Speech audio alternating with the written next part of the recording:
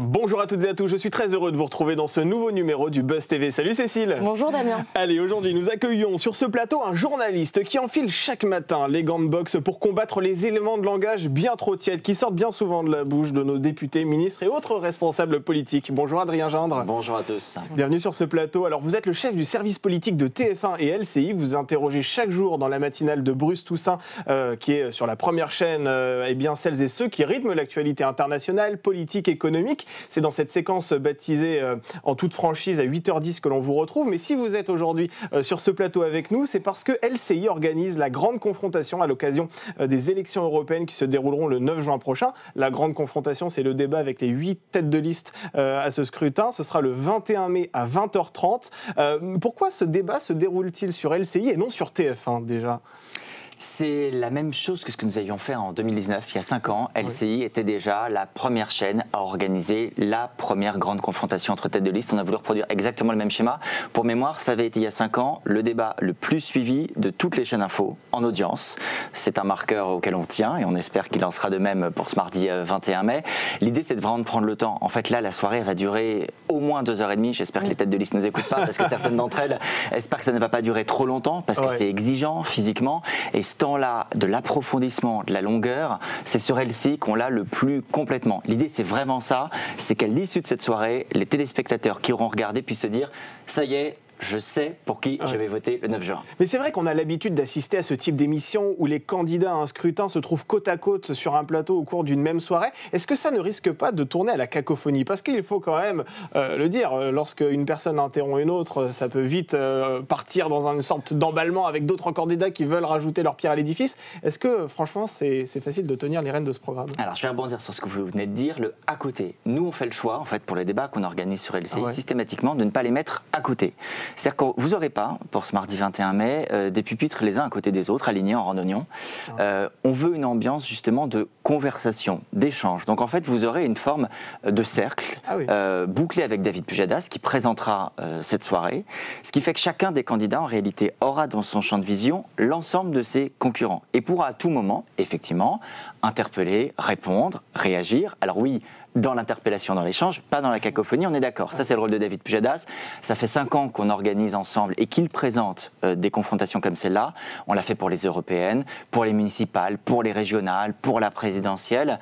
À chaque fois, avec un souci, c'est que ça reste audible pour le téléspectateur. Et il y a par ailleurs une garantie. Pour tout vous dire, quand 2 candidats parlent en même temps, on neutralise les temps de parole. Les compteurs s'arrêtent parce qu'on considère que c'est un propos qui n'est pas utile au téléspectateur et qui donc ne contribue pas à la soirée. On a promis à chaque candidat d'aller sur l'ensemble de la soirée environ 18-19 minutes de temps de parole. Peut-être ce sera un peu plus si la durée de l'émission déborde. C'est assez peu au regard du nombre de thèmes que vous souhaitez traiter dans cette émission. Bah oui, mais ils sont 8. Et 8, ça prend du temps. On a choisi effectivement de se consacrer déjà aux 8 principales têtes de liste parce qu'il y aura beaucoup de candidats pour ces élections européennes. Le ministère de l'Intérieur va finaliser le chiffre là dans les heures à venir. 2019, c'était 34 listes. Effectivement, vous comprenez assez aisément qu'on peut malheureusement pas faire un débat à 34. Déjà un débat à 8, c'est une épreuve. Après, on fait quand même un choix au cours de l'émission. On va se concentrer sur quelques grands thèmes qui nous paraissent être les thèmes essentiels pour éclairer le choix des téléspectateurs.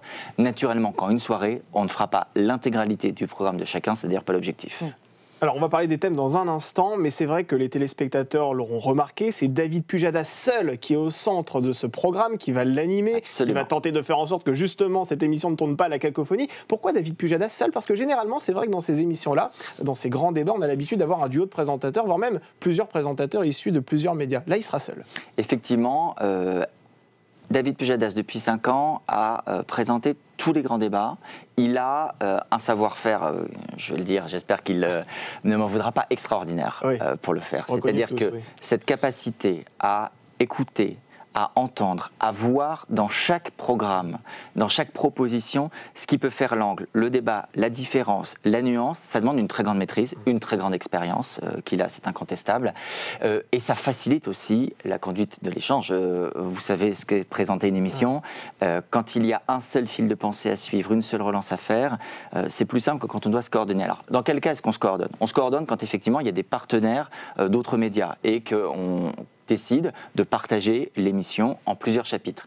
Là, il se trouve que sur la seule marque LCI, la confiance des têtes de liste, des partis politiques était au rendez-vous. On n'a pas eu besoin d'argumenter pour dire venez chez nous, on n'a pas eu besoin de les implorer. Il y avait une forme d'évidence à dire que le premier grand débat entre les principales têtes de liste en prime time, il se ferait sur LCI.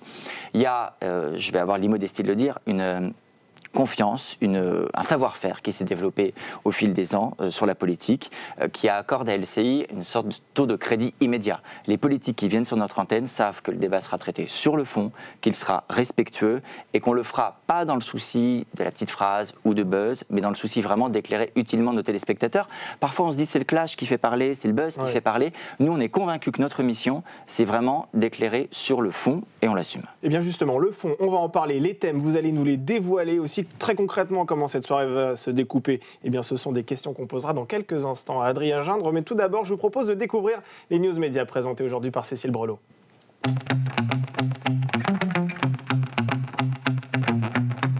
Allez, on commence les infos médias avec un militant pro-palestinien éjecté du plateau de Touche pas à mon poste. Oui, exactement. Donc c'était hier soir dans le talk show C8, donc en plein direct, un spectateur dans le public a interrompu le bon déroulé de l'émission en brandissant un drapeau de la Palestine en fustigeant l'animateur. Je cite donc ses propos prononcés avant son évacuation. Je n'ai pas d'idée belliqueuse, halte au massacre en Palestine, c'est insupportable ce que vous dites Cyril. Ce à quoi l'animateur a répondu que lui et sa bande ne faisaient que commenter l'actualité. Peu avant 21h, Cyril Hanouna a quand même souhaité revenir sur ce qui s'était passé quelques heures avant, en disant que le spectateur aurait caché ce drapeau dans ses parties intimes, malgré une fouille assidue, donc la chaîne n'a pas encore révélé si elle souhaitait porter plainte. Absolument, dans ce cas c'est assez compliqué d'éviter ce genre d'incident. C'est vrai qu'Adrien, le conflit israélo-palestinien est au cœur de l'actualité, encore plus sur LCI, qui est quand même une chaîne qui a fait de l'actualité internationale sa spécialité. De plus en plus de personnalités, c'est vrai, sont interpellées publiquement, entre autres sur les réseaux sociaux. De quelle manière les médias doivent-ils traiter cette actualité? Parce que c'est vrai qu'on a tendance à vite être classé dans un camp comme dans l'autre. De quelle manière, selon vous, cette actualité doit être abordée à la télévision notamment? La manière la plus factuelle possible. Je pense qu'il n'y a pas 10 000 recettes. Et d'ailleurs, c'est la ligne qu'on s'applique. Les faits, l'analyse, bien sûr, le décryptage. On a aussi sur l'antenne des moments où l'on s'autorise à avoir des éditos, c'est-à-dire des regards extérieurs qui viennent apporter un regard. Mais c'est un regard, dans le cadre, ça se fait par exemple dans l'émission de David Pujadas, dans le cadre des partis pris à la fin de l'émission, tous les jours sur LCI, en semaine entre 18h et 20h. Mais c'est un moment bien circonscrit qui est identifié comme tel, de manière à ce que le téléspectateur s'y retrouve entre les faits, l'analyse, le décryptage et l'édito. Le plus important, c'est cette clarté, cette transparence. Le factuel, donc c'est ça le plus important. On poursuit ces infos médias avec toute autre chose. Ambre Chalumeau, qui est connue pour être chroniqueuse autour de la table de Yann Barthès dans Quotidien, elle a été très agacée des remarques sur son physique. Exactement, donc je vais commencer par la citer. Oui, je suis enceinte de triplé, je ne peux pas dire qui est le père car c'est un membre du gouvernement, a-t-elle ironisé en guise d'introduction de sa chronique jeudi. Donc la journaliste culturelle de Quotidien a peut-être l'air de plaisanter, mais en réalité son message s'évolue beaucoup plus sérieux. En effet, elle indique recevoir personnellement des messages depuis 4 ans où on lui demande si elle est enceinte. Donc c'est un triste constat qu'elle a décidé de porter devant Yann Barthès hier. Cela me laisse penser qu'une fille à la télé ne peut pas prendre un peu de bidon sans se le faire remarquer et sans interprétation. Vous le constatez, vous, au quotidien, ce sexisme encore à la télévision qui existe avec les commentaires sur les réseaux sociaux, sur le physique. C'est quelque chose que vous observez, vous aussi, au quotidien? Alors, n'étant pas moi-même une fille sur le sexisme, je ne suis pas le mieux placé pour vous répondre, mais sur le physique, c'est sûr. On dit souvent, en clin d'œil chez nous, si la cravate est bien mise, la moitié du travail est fait. Parce qu'on sait très bien que le téléspectateur, d'abord regarde et ensuite écoute. Donc, à nous de faire en sorte qu'il puisse se concentrer sur le fond, en évitant trop d'aller sur la forme. Après, bien évidemment, que ça n'excuse et que ça n'explique en aucune manière les critiques, quelles qu'elles soient, forcément quand elles portent sur le physique personnel. Mais en tant que chef de service politique, vous n'avez jamais eu de retour, par exemple, de certaines de vos consoeurs qui ont pu vous faire... vous alerter sur ces sujets qu'elles ont pu subir? Non, j'ai eu la chance de ne pas avoir témoignage direct. Après, ça n'empêche pas qu'on soit bien sûr très attentif et qu'on invite et qu'on incite toujours les collaborateurs à échanger à la fois sur ce qui se passe sur le terrain. On débriefe très souvent les équipes sur le terrain parce qu'il peut y avoir des incidents sur le terrain et sur les réseaux sociaux. Après, pour la partie réseaux sociaux, malheureusement, je crois qu'il n'y a qu'un seul conseil qui vaut, c'est d'essayer autant que possible de fermer les yeux sur les critiques quand elles sont des critiques. Après, si l'on parle de menaces, Là, c'est autre chose. Ça relève potentiellement de la loi, de signalement, et là, on est dans une autre dimension. Mais c'est vrai qu'Adrien Gindre, votre silhouette, votre visage, c'est votre outil de travail, quelque part. Est-ce que vous faites tout pour le préserver? Est-ce que ça, c'est important quand même quand on travaille en télévision? Est-ce que vous faites du sport? Est-ce que vous suivez un régime toute l'année? Alors, moi, je suis journaliste. Je suis là pour servir l'info. Mais vous êtes un visage d'antenne. J'ai la chance. Oui. Mais il y a quand même, je crois, une différence entre un journaliste qui est, je crois, écouté et suivi pour son expertise, pour sa connaissance des faits, pour sa maîtrise des dossiers, plutôt que pour un exercice factice, superficiel, etc. Je crois avoir été recruté pour mes compétences plus que pour autre chose. Et c'est aussi la ligne de conduite que l'on s'applique. Allez, on termine avec le chiffre du jour. Vous avez choisi le 2. Exactement, parce que c'est depuis le 2 mai que Guillaume Meurice est suspendu de l'antenne de France Inter. Je rappelle le contexte. Le 28 avril, l'humoriste avait fait une blague sur Netanyahou, le qualifiant, je cite, d'une sorte de nazi sans prépuce. Donc ce jeudi, Guillaume Meurice a eu un nouvel entretien disciplinaire avec la direction de Radio France et en attendant une réponse sur sa sanction qui tombera sûrement à la mi-juin. Le voici toujours privé d'antenne jusqu'à nouvel ordre, donc une décision qu'il est toujours indépendante de sa volonté, comme il le rappelle souvent sur Twitter. Guillaume Meurice risque un second avertissement, un blâme ou alors un licenciement pour faute grave. Je vais vous poser cette question en tant que journaliste, parce que c'est vrai que vous êtes quelque part, en tant que journaliste aussi, une preuve que dans ce pays, il y a encore de la liberté d'expression. Quand vous voyez ce genre de décision, cette suspension d'antenne, même si on n'en connaît pas encore toutes les modalités, puisqu'il y a des décisions et des réunions qui seront organisées, quel regard vous portez sur cette affaire-là? Il ne m'appartient pas de commenter ce qui se passe chez des confrères. En revanche, je comprends que ça puisse susciter de l'émotion, que ça puisse susciter du débat. Il n'y a pas dans mes équipes, et il n'y a pas non plus sur la matinale de TF1 ou dans les programmes d'info de TF1 de cases qui seraient comparables dédiés à l'humour. En revanche, il y a bien sûr des conférences de rédaction, une société des journalistes qui peuvent poser des questions, alimenter le débat, et à tout moment, vous évoquez tout à l'heure l'actualité israélo-palestinienne par exemple, mais ça vaut pour la guerre en Ukraine, ça vaut pour la couverture des Européennes. À tout moment, on se pose des questions nous-mêmes en interne, on en débat. Faut-il aller vers tel traitement, tel angle serait-il problématique, acceptable? Je pense que c'est ce qui est le plus important, qu'il y ait du débat d'idées, que la diversité des opinions puisse s'exprimer, et puis qu'il y ait du collectif. Moi, j'y crois beaucoup, et c'est en tout cas la ligne qu'on essaie de s'appliquer. Du débat, il y en a donc en coulisses, mais il y en a aussi devant la caméra sur TF1 et LCI, dans la grande confrontation. Ce sera donc sur cette chaîne d'information en continu. On en parle tout de suite dans l'interview du Buzz TV.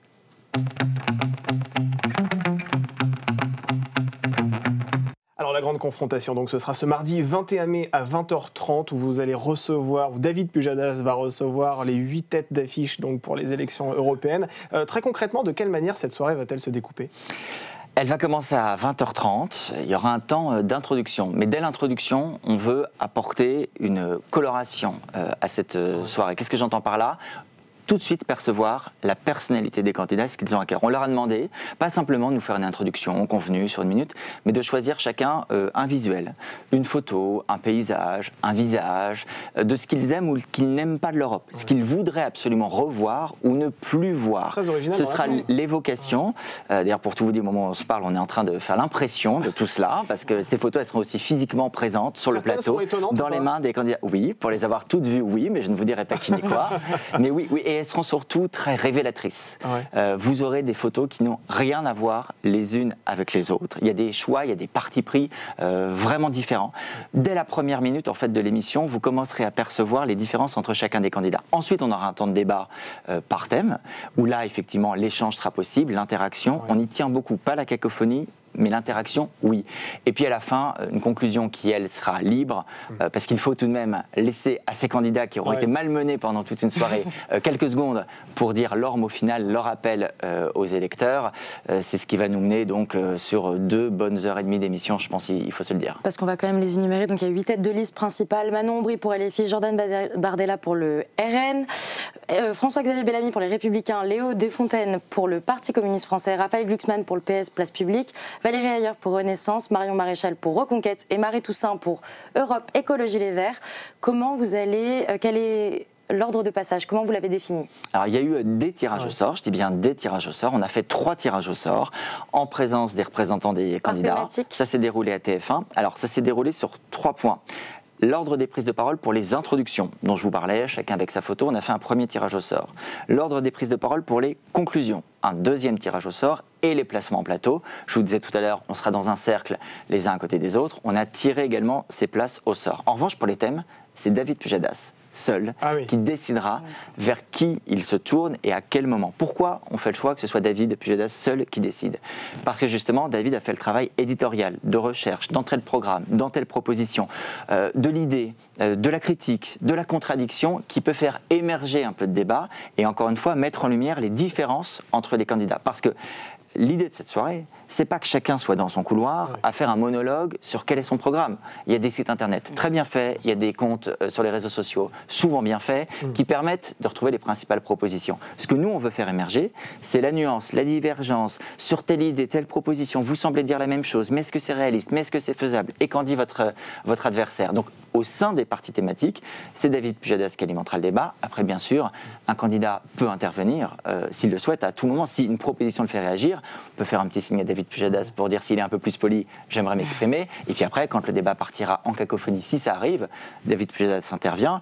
Je vous le disais tout à l'heure, tout le monde est assis. Il est déjà arrivé à David Pujadas de se lever de son siège pour s'avancer physiquement vers les candidats et mettre un halte là quand le débat s'anime trop. Prendre des cours d'arts martiaux, c'est ça, David Pujadas? Oh, il a son autorité naturelle sans avoir besoin de sévir. Vous serez où, Adrien Gindre, vous, pendant cette soirée? Vous serez dans son oreillette? Vous serez en régie? Vous allez peut-être intervenir en plateau à un moment donné? Alors, en coulisses pour cette émission-là, d'abord pour gérer l'accueil des candidats, parce que c'est pas une mince affaire. Vous savez, il y a toujours une pression chez eux, une concentration toute particulière, une attention au moindre détail. Donc, il faut quand même qu'on soit là pour répondre à toutes ces questions-là, pour qu'une fois en plateau, la seule attention, toute la concentration soit dédiée à l'émission. Pour le coup, en régie, sur un événement comme ça, et y compris dans l'oreillette de David Pujadas, vous avez la direction de LCI. On est sur un événement qu'on gère chez nous au plus haut niveau. C'est un élément qui nous paraît essentiel pour ce débat. Je le redis, c'est le premier grand débat en prime time entre les principales têtes de liste. C'est une forme de coup d'envoi médiatique de cette dernière ligne droite de campagne. Bien sûr qu'il y a déjà eu des interviews, les candidats se sont exprimés, on commençait sur le terrain. Mais là, on entre dans le money time. On est à quelques jours maintenant du scrutin européen. Donc c'est comme ça, nous aussi également, qu'on le traitera. C'est la raison aussi pour laquelle on donne cet écran. Vous verrez, le plateau est magnifique. C'est un plateau spécialement construit pour cette émission, totalement inédit, qui est dédié à cette soirée. Certains candidats ont eu des exigences particulières avant ce débat. Vous avez dit que c'était facile à joindre, mais est-ce qu'ils ont eu certaines requêtes? Oui, il y en a toujours. Mais après, ça nous intéresse. Avec plaisir. Mais je ne vais pas vous surprendre. Et quand on discute, par exemple, on fait des réunions préparatoires avec eux pour les informer de la manière dont ça va se passer. Il y a toujours une tentation de chacun des partis politiques de tirer la couverture à soi, en fonction des thématiques. Généralement, en fait, c'est sur la partie thématique qu'il y a le plus d'interrogations, d'angoisse. Est-ce qu'on va assez parler du thème qui me paraît porteur pour ma campagne électorale? Après, comme on dit toujours, nous, dans ces réunions-là, les questions, les remarques sont libres. C'est bien la chaîne qui, à la fin, tranche et décide de quelle émission elle veut faire. C'est bien nous qui avons la mainmise sur l'aspect éditorial. Et c'est David Pujadas qui conduit l'émission. Puis après, il y a toujours, pour tout vous dire, des angoisses sur les placements. Est-ce que je suis assis? Est-ce que je suis debout? Qu'est-ce qu'on va voir? Est-ce qu'on va voir mes jambes? Est-ce que j'aurai un verre d'eau? Est-ce que je peux poser mes fiches? Donc toute cette dimension-là, en fait, rendez-vous compte, sur une émission comme celle-là, les candidats sont les premiers convaincus par le fait qu'ils jouent beaucoup. Une campagne des européennes, c'est en grande partie une campagne médiatique, plus encore que d'autres élections. On sait très bien que ce n'est pas au quotidien, sur les marchés, dans les déplacements, que massivement la conviction va se faire et que massivement les électeurs vont se décider. C'est bien sur des rendez-vous comme celui d'LCI, mardi 21 mai à 20h50. Donc il y a une vraie pression, il y a une vraie angoisse, on la sent, parce que les candidats se disent on joue très gros ce mardi soir. Adrien Gindre, malgré tout, vous n'êtes pas sans savoir que Jordan Bardella a fait la course en tête de très loin devant la concurrence. Quel regard vous portez sur la campagne qu'il a menée jusque-là? On sent qu'il y a une forme d'expérience chez Jordan Bardella. Il faut reconnaître qu'il a un savoir-faire médiatique qui est incontestable. Il ne se laisse pas déstabiliser. Sur la forme, le travail journalistique et le travail de ses adversaires, certainement au moment du débat, c'est d'aller voir sur le fond s'il y a matière à le déstabiliser. Mais c'est un enjeu. Moi, je ne suis pas capable de vous dire au moment où on se parle, oui, Jordan Bardella va vaciller pendant le débat. Il a l'expérience de la campagne de 2019. Il a l'expérience depuis d'avoir fait de nombreuses émissions de télévision. Et l'expérience, ça compte. Ça compte pour un exercice comme celui-là.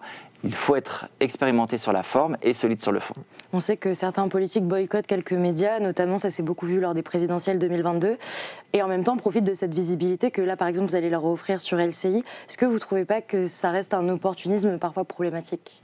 Un opportunisme de la part des candidats, vous voulez dire, dans le choix de boycott, boycottent les médias etc. et qui finalement reviennent quand il est l'heure. Alors, on n'a pas eu de décision de boycott nous concernant, donc je suis en difficulté pour vous répondre sur là, je ça. parle plutôt en termes journalistes et journalisme pur et dur.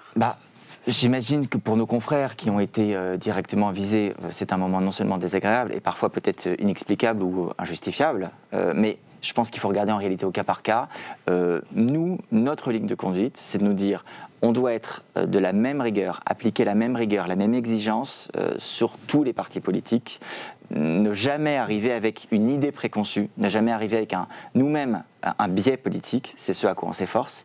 Je ne crois pas que l'objectivité pure et parfaite existe. En revanche, l'honnêteté intellectuelle, la volonté de s'attacher au fond et de traiter avec équité. On a un régulateur qui est l'Arcom. L'Arcom, c'est le gendarme des télés et des radios. Il nous impose des règles, nous aussi on est là pour les respecter. Adrien Gindre, vous êtes également aux commandes de l'entretien baptisé En toute franchise. Ça, c'est chaque jour à 8h10 dans la matinale de Bruce Toussaint. Donc là, on n'est pas sur LCI, on est sur TF1. Absolument. Cette tranche a été lancée en janvier, elle est toute récente. Quel bilan vous en tirez déjà ? Pour la partie qui me concerne, je vais commencer par ça avant d'élargir. Une très bonne surprise, c'est la facilité qu'on a eu à faire venir des politiques et l'écoute qu'il y a autour de cette interview. Le nombre de reprises, par exemple. Pour ceux qui ne le savent pas, vous savez, il y a l'agence France Presse qui écoute le matin les interviews et qui regarde est-ce qu'il y a telle déclaration à sortir, etc.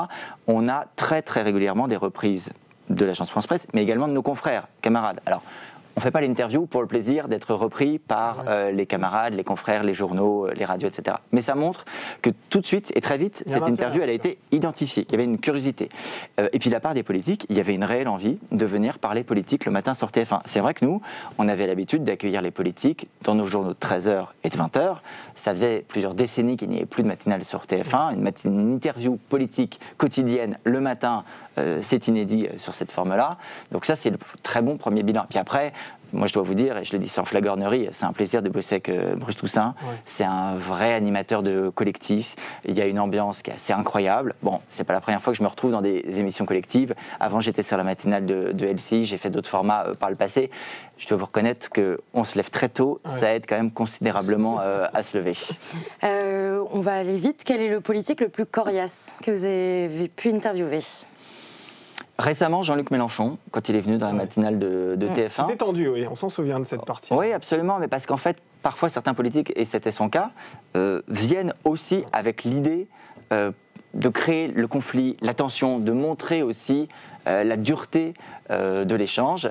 À nous aussi d'être capables, dans ce cas-là, de le débusquer et de rester sur le fond, de ne pas se laisser embarquer sur quelque chose de superficiel. Et après l'interview, c'est systématiquement tendu lorsque vous vivez ce genre de moment avec un responsable politique, ou bien vous vous serrez la main et vous repartez de façon cordiale? Les deux, mon capitaine. Avec Jean-Luc Mélenchon, en l'occurrence. C'était tendu au moment de la sortie de plateau, et puis après, on essaye de reprendre des relations professionnelles, on va dire. Alors, si on parle de Bonjour, on doit aussi parler forcément des audiences. Mercredi, l'émission a rassemblé un peu moins de 300 000 téléspectateurs au total. Est-ce que vous vous attendiez à ce type de chiffre, que plusieurs mois après le lancement, ça ne fasse pas beaucoup plus d'audience? Alors là, sur la semaine dont on parle, on va être très certainement, je touche du bois, la table est en bois, ça tombe bien, je pense que c'est du vrai sur l'une des meilleures audiences semaine depuis le lancement de l'émission.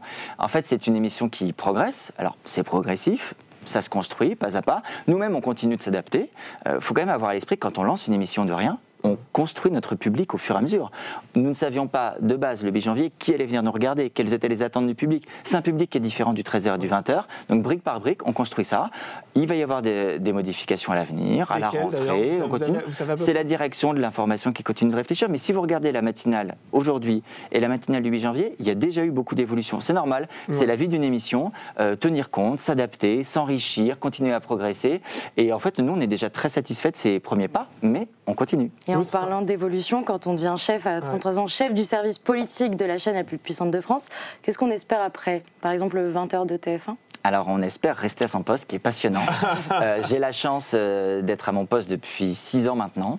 C'est pas un poste simple, c'est un poste très exigeant, c'est un poste clé pour TF1 et LCI parce que la politique, effectivement, ça embrasse beaucoup d'enjeux très différents. J'ai la chance, en plus de l'encadrement que je fais au quotidien de mes équipes, de mes reporters, effectivement d'animer tous les matins une interview politique, de participer à la préparation de grands rendez-vous comme le débat LCI dont on parlait autour de David Pujadas. C'est passionnant, c'est exaltant. Moi, j'ai la chance d'être un homme comblé. Vous avez la chance d'être un homme complet. Et c'est vrai que vous avez un parcours aussi, vous êtes passé par plusieurs chaînes d'information en continu, iTélé, BFM TV, vous continuez à regarder vos anciennes maisons? Oui, on garde toujours un œil, je ne vais pas vous raconter une histoire. Mais on garde un œil sur tous les médias. C'est sain de regarder ce que fait la concurrence. Déjà parce qu'en fait, il y a des journalistes qui font un travail d'information et qui parfois ont des informations. Et on est un peu piqué au vif quand on voit qu'une information est ailleurs et qu'on ne l'a pas. Donc ça nous stimule encore davantage. Et puis parce que il ne faut pas être enfermé dans un couloir. Il faut rester ouvert sur le monde. C'est la qualité première d'un journaliste. Donc ça vaut aussi pour la concurrence. Eh bien, merci beaucoup Adrien Gindre. Merci d'avoir été autour de cette table. C'était la première fois que vous veniez dans cette émission. C'était un plaisir. J'espère que vous aurez l'occasion de revenir nous voir lors d'autres débats peut-être. Je rappelle que vous êtes chef du service politique de TF1 et LCI et que cette chaîne d'information en continu va diffuser la grande confrontation avec les 8 candidats tête de liste aux élections européennes. Ce sera le 21 mai en première partie de soirée donc sur LCI. Merci beaucoup Cécile d'avoir été également autour de cette table et nous on se retrouve lundi. Et oui, nous travaillons aussi pendant les jours fériés, figurez-vous, et nous recevrons à votre place Adrien Gindre, Danielle Moreau, chroniqueuse n'en touche pas à mon poste. Excellent week-end à toutes et à tous.